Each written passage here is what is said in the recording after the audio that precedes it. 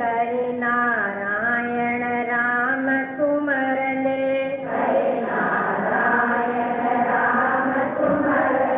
यह नरतन सुंदर झाज मट को माटी को, यह नरतन सुंदर झाज मट को माटी को, मत करो भजन लाज मट को माटी को, मत करो भजन लाज मट को माटी को, धन मिलो भजन के काज मट को माटी को, धन मिलो भजन के काज मट को माटी को। सच्चिदानंद भगवान सद्गुरुदेव महाराज की जय।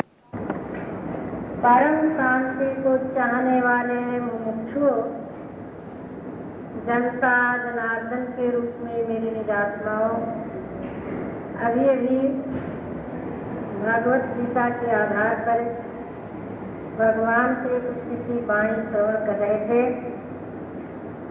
और ये भी सुना कि 5 तत्वों में मिल जाते हैं। ये 5 तत्व इकट्ठे हो गए, इनको कह दिया शरीर, और 5 तत्व बिछुड़ जाते हैं, ब्रह्मांड में मिल जाते हैं, उसको कह दिया कि 5 तत्व बिखर गए। और ये मैं रूपी जीव विवेकी होता है तो अपने घर जाता है, नहीं तो 84 का धक्का खाता है। और इसको मटका मिट्टी का भी कहा। ये 5 भूतों की मिट्टी से बना हुआ ये शरीर है और ईश्वर भजन के लिए मिला है। भजन में लज्जा नहीं करनी चाहिए, भजन में संकोच नहीं करना चाहिए, सत्संग में भी संकोच न हो, क्योंकि सांसारिक बातों में संकोच नहीं तो इसमें क्यों। इस भजन में ये बताया गया। अब आइए रामायण के उत्तर कांड में वसुंध जी 7 प्रश्नों का उत्तर गरुड़ जी को दे रहे हैं। 7 प्रश्न जो किए थे उनका उत्तर दिया। मानस रोग कल बताया गया। कल यही बताया गया तृष्णा एक उदर की बीमारी है, जलंधर, और मत्सर और अविवेक ये क्या है, बुखार ज्वर है। और कुतृष्णा मान की इच्छा, धन की इच्छा, ये 3 दिन पर आने वाली बुखार है। गरुड़ जी से कहा काकभूषण जी ने अनेक कुरोग और है।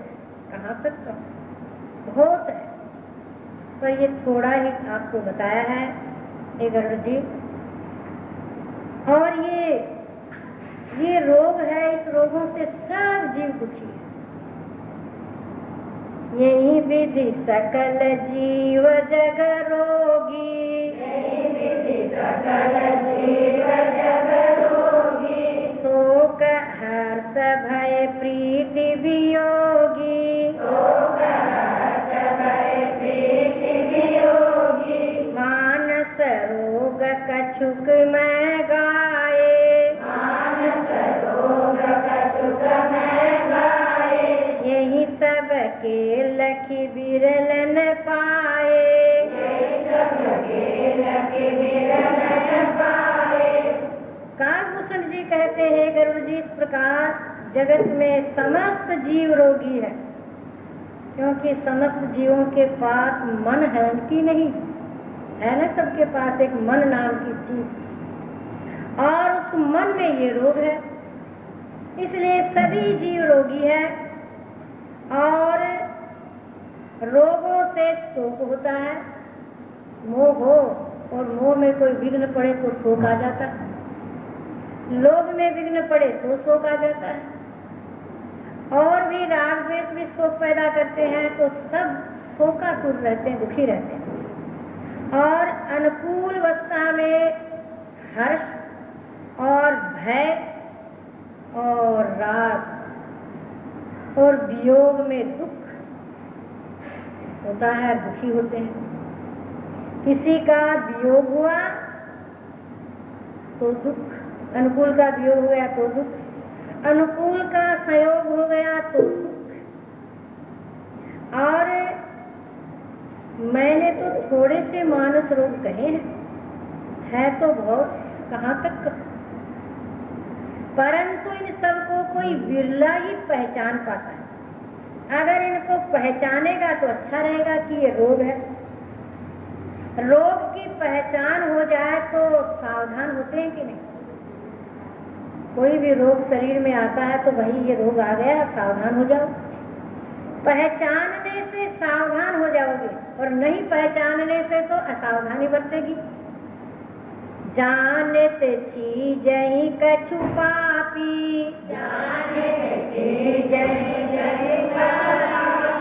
नासन पावहि जन परितापी,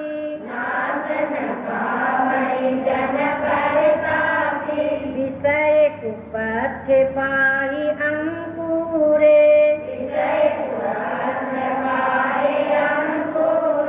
मुनि हृदय का नर बापूरे।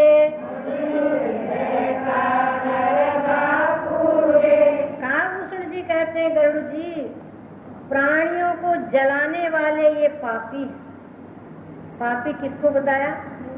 रोग। ये पापी माने ये रोग समस्त प्राणियों को जलाते हैं। ईर्ष्या जलाती है कि नहीं? क्रोध जलाता है कि नहीं? द्वेष भी जलाता है, ममता भी दुख देती है। यानी समस्त ये जलाने वाले, अंतःकरण को दुख देने वाले पापी।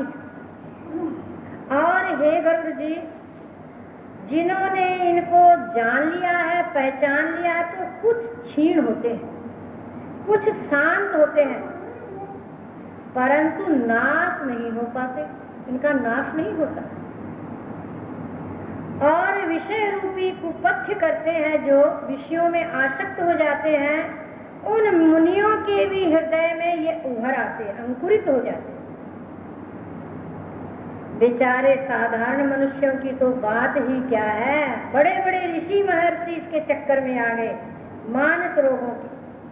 आप देखिए श्रृंगी ऋषि, आप देखिए पराशर जी, और भी कई कई महापुरुषों का कितनों का नाम लेऊं, जो एकदम तपस्या में लवलीन विरत, जो दिन की रात बना देते थे, रात का दिन बना देते थे, इतनी उनमें शक्ति, परंतु उनको भी मानस रोग गिरा दिया है। संग दोष से कुपथ्य की ओर चले जरा से और उभर आते हैं भीतर। तो ये गरुड़ जी, इसलिए ये रोग बहुत बुरे हैं। नेम धर्म आचार तप,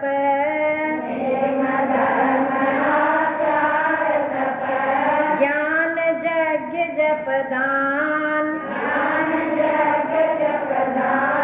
भेषज पुनि कोटिन नहीं, रोग जाई हरि जान, नसियावर रामचंद्र पद जय शरणम। अब बता रहे हैं कि नेम, किसी बात का नियम ले लिया, व्रत का ले लिया, जप का ले लिया, पूजा का ले लिया, पाठ का ले लिया, दान का ले लिया, कि ये नियम जरूर धर्म और धर्म का भी पालन करेंगे और आचार हमारे अच्छे रखेंगे, सत्य बोलेंगे, प्रिय बोलेंगे, शुभ मार्ग में चलेंगे। और बताते हैं कि तप भी करते हैं, तपस्या का भी सहारा लिया और ज्ञान भी कई प्रकार का सीखा और यज्ञ भी किया और जप भी किया और दान धर्म खूब किया, तथा करोड़ों ही ये औषधियां बताइए, ये है ये औषधि। परंतु हे गरुड़ जी, उनसे रोग नहीं जाते। क्यों नहीं जाते भाई इनसे रोग? आप एक आयुर्वेद की दुकान में जाइए और उसमें औषधियां भरी हुई है। होम्योपैथी की दुकान में जाइए, खूब वहाँ दवाइयाँ भरी हुई है। और एलोपैथी डॉक्टर की दुकान है, दवाई खाना है, उसमें जाइए, बहुत दवाइयाँ हैं। और आप निकाल निकाल के खाना शुरू कर दीजिए, आपका रोग जाएगा। क्यों? ज्ञान नहीं कि कौन सी औषधि हमारे लिए जरूरी है, कौन सा अनुपान और कौन सा संयम। इसलिए रोग नहीं जाता। औषधियां तो बहुत है पर रोग नहीं जाता। और आयुर्वेद की दुकान में, एलोपैथी की दुकान में, होम्योपैथी की दुकान में डॉक्टर है और डॉक्टर दवाई देगा, वैद्य दवाई देगा, ये दवाई लो, उसको रोग बताएंगे, वो दवाई देगा, अनुपान बताएगा, संयम बताएगा, फिर औषधि खाएंगे तब रोग नहीं जाएगा। अपने आप औषधि खाने से रोग नहीं जाता। उसके लिए आगे कहते हैं, राम कृपा नासहि सब रोगा, राम कृपा नासहि सब रोगा, जो यही भांति बने संजोगा, जो यही भांति बने संजोगा, सतगुरु वैद्य वचन विश्वासा, सतगुरु वैद्य वचन विश्वासा, संयम यैन विषय की आशा, संयम यैन विषय की आशा। काभूषण जी कहते हैं, हे गरुड़ जी, राम जी की कृपा हो तो रोग नाश होते। राम जी की कृपा से संयोग मिल जाता है। क्या संयोग? सतगुरु वैद्य वचन विश्वासा। सतगुरु हो वैद्य और उनके वचनों पर हो विश्वास। एक तो ये संयोग। और आगे क्या संयोग है वो बताएंगे। आगे बताया है कि रघुपति भक्ति संजीवनी मूरी, भगवान की भक्ति की औषधि और श्रद्धा और संयम, ये सब संयोग होता है और औषधि सेवन होती है तो रोग भाग जाता है। तो पहले बता रहे हैं सतगुरु वैद्य, सतगुरु को वैद्य बताया। अब देखिए, जरा विचार करिए, सतगुरु कौन और कैसा होना चाहिए। सतगुरु उसको जानिए जिसको सत का ज्ञान, भेष पंथ से रहित जो बिना देह अभिमान, बिना देह अभिमान, रूप हरि का हर जाने, सपने हूँ के बीच द्वैत नहीं मन में आने। सतगुरु उसको ही समझिए जिनको सत्य का बोध हो, सत्य परमात्मा का ज्ञान हो, और जो सत्य है वही चेतन है, चेतन है वही आनंद स्वरूप है और वही सर्वत्र परिपूर्ण है। इसका भली प्रकार जिनको बोध हो, जीव ब्रह्म की एकता का अनुभव हो, उनको सतगुरु समझना चाहिए। श्रोत्रिय ब्रह्मनिष्ठ हो, आत्मकामी हो, अभेददर्शी हो। और भेष पंथ ने कुछ उनके पास है ना, तो कोई वेशभूषा है, सिर मुड़वाना या शिष्य का मूड देना या कोई चिन्ह चक्र ले लेना, कपड़े का कोई भेष हो सो भी नहीं। कोई पंथ को पकड़ के बैठ गए, कोई मार्ग को पकड़ गए, हमारा ये पंथ है, ये मार्ग है, सो भी नहीं। और रूप हरि का हर जाने, और वो सतगुरु संत हर में, सब में हरि का रूप समझते हैं, सब कोई हरि का रूप समझते हैं। हरि हर समाया है हरियालियों में, हरि हर समाया है हरियालियों में, वही झूमता है झुकी डालियों में, वही झूमता है झुकी डालियों में, वही बहता है नदी नालियों में, वही बहता है नदी नालियों में। वो सब में है, हरि को हर में देखते हैं। जड़ चेतन गुण दो समय विश्व कीन करतार। अंतर्यामी करतार ने जड़ और चेतन दो चीज मिला करके विश्व की रचना की है। जड़ परमेश्वर की माया और चेतन परमेश्वर आप ही संसार बन गया और आप ही संसार बनाया। आप ही जगत का निमित्त कारण है, आप ही उपादान कारण है। जैसे मकड़ी अपने जाले का आप ही उपादान कारण है, आप ही निमित्त कारण है, ऐसे परमेश्वर आप ही संसार को बनाता है और आप ही संसार बन जाता है। तो जो संत उस परमेश्वर को सब में देखते हैं वही सतगुरु है। और ऐसे सतगुरु जिनको मिल जाए और उनके वचनों में विश्वास हो जाए कि जो गुरु ने मार्ग बताया है ये सही है और इससे परे कोई मार्ग नहीं है, पूर्ण विश्वास हो जाए और गुरु के कहे अनुसार वो चलता रहे, तब काम बनता है। विश्वास का दूसरा नाम क्या है? भरोसा। एक भरोसा एक बल, एक आस विश्वास। एक ही भरोसा, एक का ही बल है, एक की आशा है, एक पर ही विश्वास है। तो सतगुरु हो पूर्ण और उन पर हो विश्वास। देखिए, जिस डॉक्टर और वैद्य पर हमारे को विश्वास हो उसकी दवाई खाएंगे, न विश्वास हो उसको बुलाएंगे ही नहीं, न दवाई खाएंगे। पर जिस पर विश्वास हो इसकी दवाई से मेरे ठीक होता है तो ठीक हो जाता है।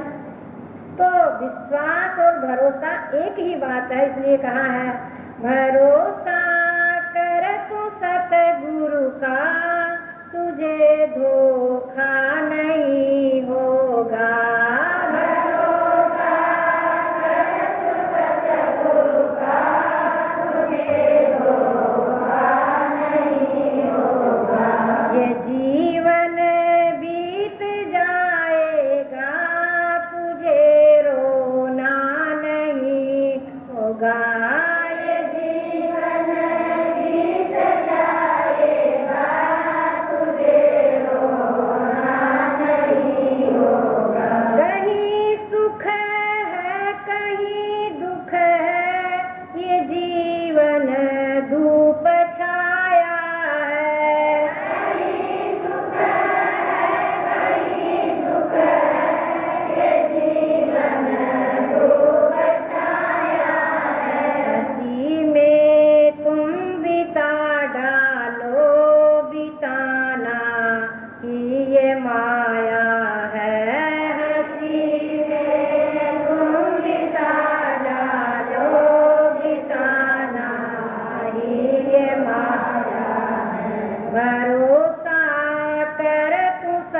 गुरु का, तुझे धोखा नहीं होगा। भरोसा कर तू सतगुरु का, तुझे धोखा नहीं होगा। जो सुख आए तो हंस लेना, जो दुख आए तो सह लेना।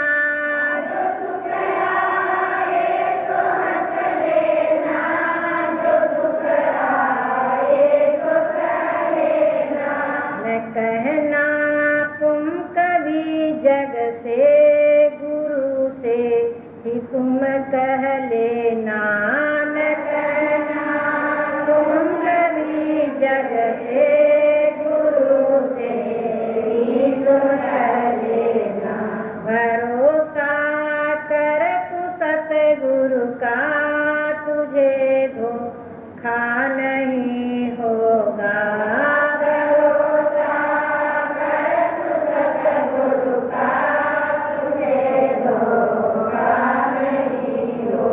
कुछ भी तो नहीं जग में तेरे बस कर्म की छाया। ये कुछ भी तेरे बस कर्म की छाया। तो खुद ही ज्ञान में बैठे लखे निज रूप की छाया। तो खुद ही ज्ञान में बैठे लखे निज रूप की छाया।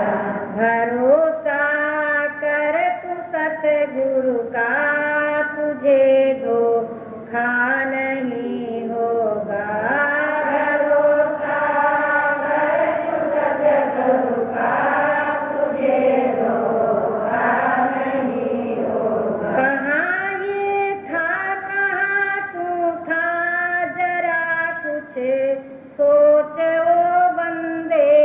कहाँ ये था, कहाँ तू था, जरा कुछ सोच ले बंदे। झुका कर शीश फिर कह दे, गुरु बंदे गुरु बंदे। झुका कर शीश फिर कह दे, गुरु बंदे गुरु बंदे। भरोसा कर तू सतगुरु का, तुझे धोखा नहीं होगा। भरोसा कर तू सतगुरु का, तुझे धोखा नहीं होगा। ये जीवन बीत जाएगा, तुझे रोना नहीं होगा। ये जीवन बीत जाएगा, तुझे रोना नहीं होगा। तो सतगुरु वैद वचन विश्वास है। सतगुरु वैद है और उनके वचनों पर विश्वास है, उनका भरोसा है। और गुरु के बिना औषधि काम नहीं करती, क्योंकि जैसे वैद्य डॉक्टर के बिना दवाई खाओ तो दवाई पूरी काम नहीं करती। वैद्य डॉक्टर ही औषधि देते हैं, इसके लिए कौन सा उपाय है, कौन सी दवाई है, कौन सा संयम है और कौन सा अनुपान है, वैद्य डॉक्टर ही बताते हैं। ऐसे गुरुदेव ही बताते हैं इस जीव के लिए कौन सी दवाई है। आप देखिए, सुखदेव जी विरक्त थे, माँ के गर्भ से बाहर निकलते ही और घर से निकल गए, पूर्ण वैराग्य थे, परंतु उनको भी गुरु के पास जाना पड़ा। कौन के उनके गुरुदेव? जनक राजा। क्योंकि मन में विश्राम नहीं आया, वैराग्य तो था परंतु विश्राम नहीं आया, तो कहाँ पहुँचे? जनक गृहस्थी के घर, और विरक्त ने जाकर के और अपने विश्राम के लिए पूछा। और जनक जी ने परीक्षा भी दी, पर परीक्षा में उत्तीर्ण हुए और उन्होंने विश्राम, आत्मा में विश्राम करने का उपाय बताया। और भी देखिए, गरुड़ जी को शंका हुई तो भगवान शंकर ने उनको कहाँ भेजा? कालभूषण जी के पास। संशय होने पर, संशय भी एक मन का रोग है, तो कालभूषण जी के पास में गरुड़ जी को भेजा और वही संवाद चल रहा है। किसने भेजा? भगवान शंकर ने। और पार्वती को संदेह हुआ तो भगवान शिव ही दूसरे जन्म में उनका संदेह दूर किया है। ये मानस रोग पता नहीं कौन से कारण से, कौन से संशय से सामने आ जाता है। तो गुरु के हाथ में ही कुंजी होती है। राम नाम सत्य है और कुंजी संताहत है। सतगुरु के हाथ में ये चाबी होती है और सतगुरु वैद माना गया है। और कोई कह देता है भाई गुरु भक्ति बड़ी कठिन है। गुरु भक्ति अति कठिन है, जो खांडे की धार, डिगमगे सो गिर पड़े, निश्चल उतरे पार। गुरु की भक्ति बड़ी कठिन है, खांडे की धार पर चलना है और डगमगा जाता है और गिर जाता है, नहीं तो पार हो जाता है, ऐसे कहते हैं। क्यों खांडे की धार है? कि देखिए, आप भगवान की विग्रह मूर्त की पूजा करेंगे, चाहे जैसे स्नान कराएंगे, चाहे जैसे जो कुछ करेंगे, वो तो बोलेंगे नहीं। क्यों? उनमें तो सामान चेतन है और गुरु में विशेष चेतन है। और फिर मनमानी भी करोगे तो सामान भगवान कुछ नहीं कहेगा, कर्मों को जरूर देखता है, कर्म दंड तो देगा समय आने पर बोलेगा कुछ नहीं। वर्तमान में चाहे जैसे करो, पर गुरु चाहे जैसे नहीं करने देगा। वो कहेगा नहीं नहीं ऐसे करो, नहीं नहीं ऐसे करो। पर गुरु ये भी समझ लेता है इसको जचता नहीं तो कहना छोड़ देते हैं, इसलिए उसका रोग भी नहीं मिटता।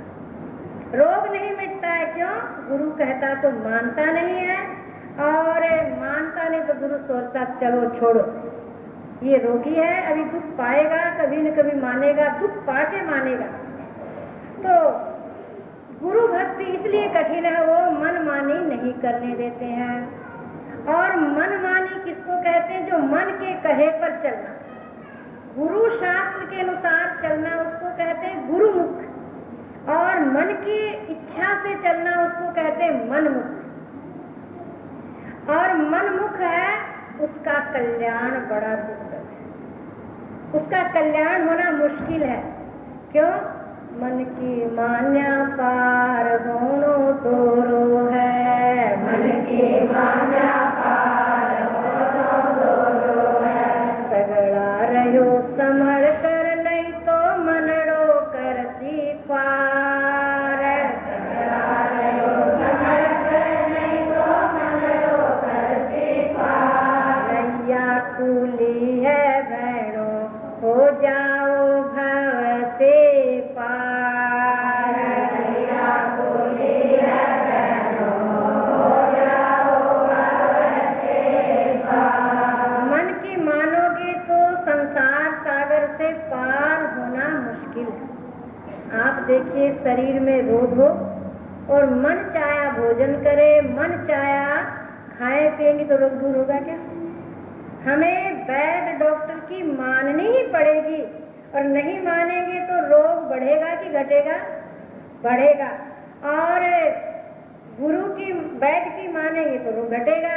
ऐसे ही भाई संसार में मन की मानोगे तो मन तो रोगी है ही, और मन मुख का कल्याण होना मुश्किल है, और गुरु मुख का कल्याण हो जाता है। इसलिए कहा है मन मुख का कल्याण कभी ना होवे रे, मन मुख का कल्याण कभी ना होवे रे। मन मुख नहावे नित गंगा में, मन मुख नहावे नित गंगा में। और बढ़े अभिमान कभी नहीं होवे रे, और बढ़े अभिमान कभी नहीं होवे रे। मन मुख का कल्याण कभी नहीं होवे रे, मन मुख का कल्याण कभी नहीं होवे रे। पामर विषय सुधर सब जावे, पामर विषय सुधर सब जावे। मन मुख होवे वीरान कभी नहीं होवे रे, मन मुख होवे वीरान कभी नहीं होवे रे। मन मुख प्राणी दुख ही पावे, मन मुख प्राणी दुख ही पावे। कहते वेद पुराण कभी नहीं होवे रे, कहते वेद पुराण कभी नहीं होवे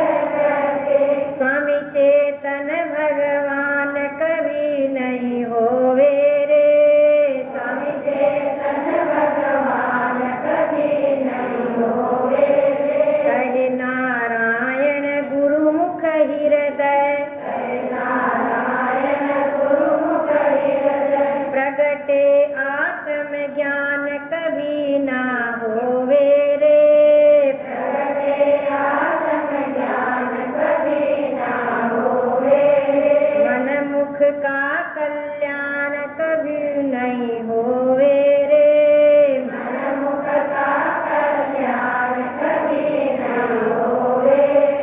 मनमुख का कल्याण नहीं होता। क्यों? अभिमान बढ़ता जाता उसका। चाहे शुभ करता है पर अभिमान बढ़ता है।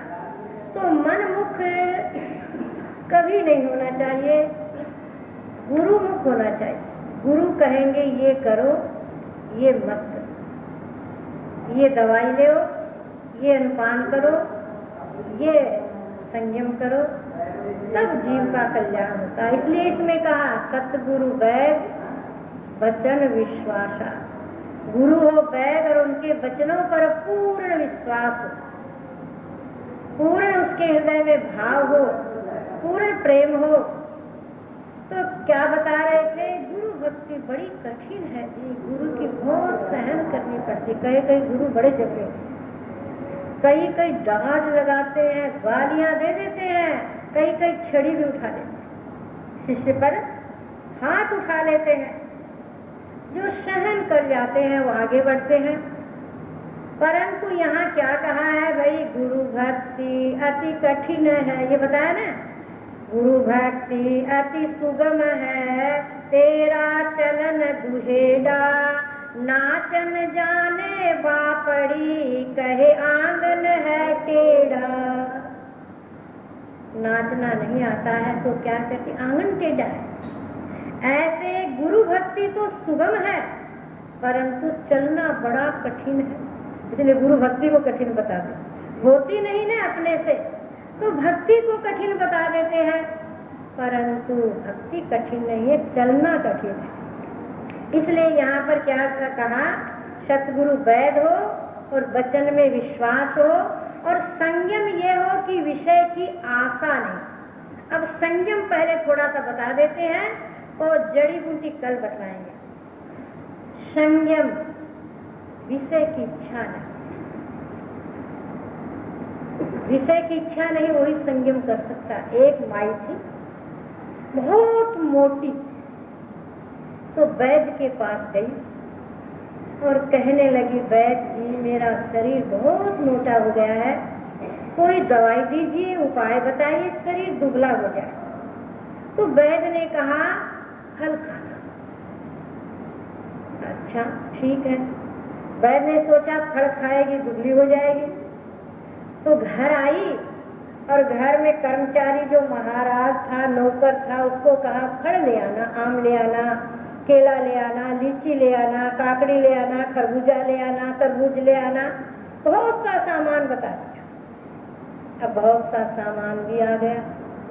अब सवेरे उठते ही पहले गरम गरम पकौड़ी, कचौरी और चाय पी, फिर उसके बाद खूब फल खा लिया भर पेट, फिर उसके बाद 2 बजे रोटी खा ली, दाल भात सब्जी, फिर शाम को फिर फल खा लिया, फिर रात में फिर रोटी खा ली। अब डबल खाना हो गया। अब 2-3 महीने के बाद उसका 2 किलो वजन बढ़ गया।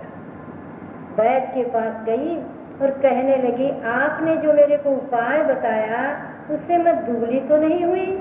आप फल खाया? बोले हाँ खाया। रोटी छोड़ी कि नहीं? बोले रोटी तो नहीं छोड़ी। अरे जब रोटी नहीं छोड़ी फल खा लिया तो होगा ही वजन ज्यादा। संयम तो उसने नहीं किया।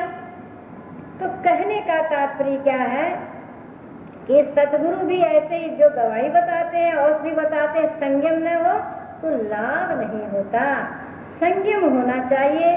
संयम यह न विषय की आशा। संयम क्या है? विषय इच्छा भीतर न हो, इस लोक और परलोक के सुखों की कामना भीतर न हो, इसको संयम कहते हैं। इंद्रियों का संयम न हो तो औषधि काम नहीं करती।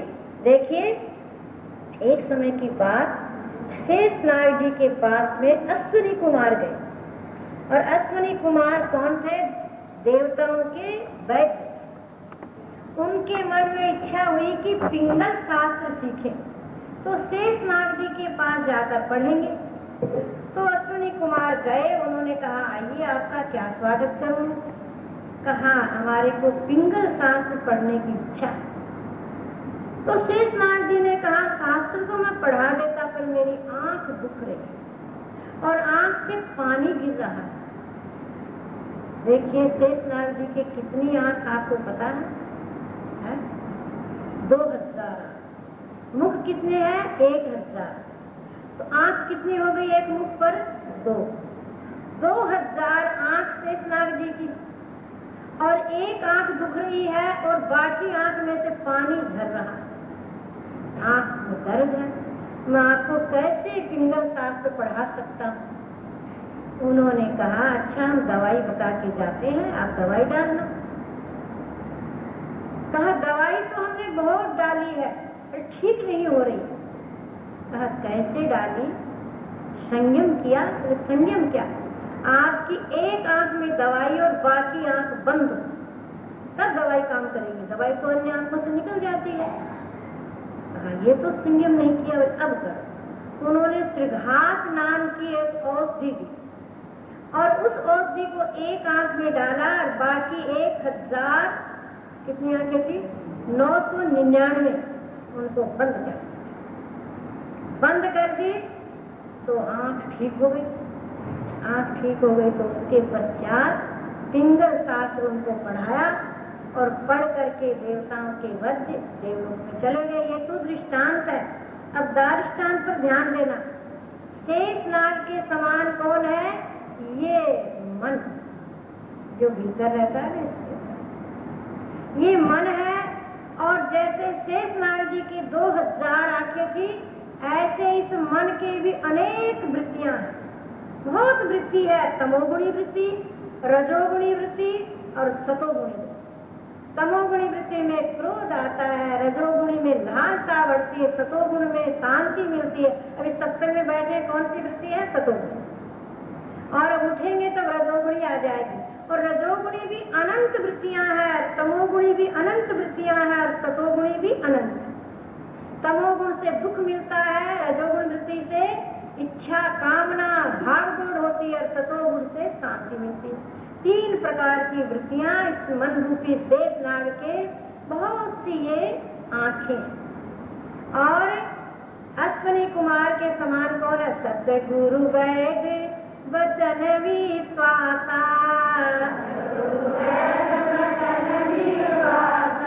संयम यैन विषय की आशा। सतगुरु वैद्य त्रिघात नाम की औषधि क्या है? त्रिघात। त्रि माने 3 और घात माने नाश। तमोगुण, रजोगुण और सतोगुण। 3 का घात माने नाश करना और 3 का नाश किससे होता? अभेद ज्ञान से, अभेद भक्ति। अभेद भक्ति रूपी औषधि और सतोगुणी आंख में डाली, बाकी आंखें तमोगुणी रजोगुणी अनात्माकार वृत्तियों को बंद कर रोक दिया।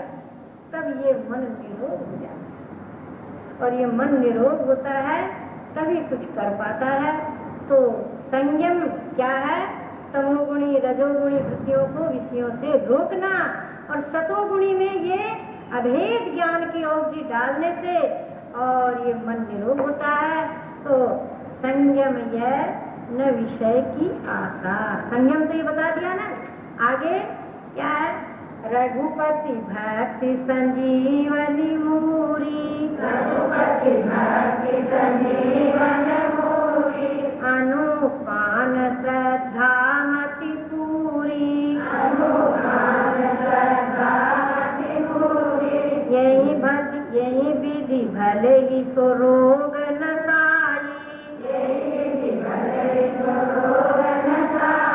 नाही ते जतन कोटि नहीं जाई,